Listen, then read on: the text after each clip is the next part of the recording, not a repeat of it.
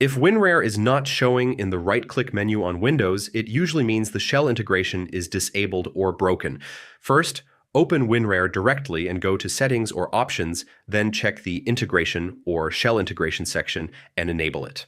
Make sure Add WinRAR to Shell context menu is checked so it appears in the right-click menu. Restart WinRAR after enabling this setting. If it still does not appear, reinstall WinRAR because missing installation components can break context menu integration. Check Windows settings for default apps and file associations to ensure WinRAR is properly linked to .zip and .rar files. Try running WinRAR as administrator once to allow it to register shell extensions.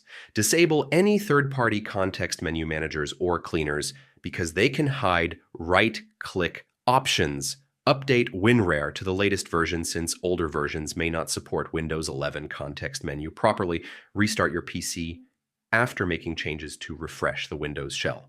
These steps will restore WinRAR in the right-click menu on Windows.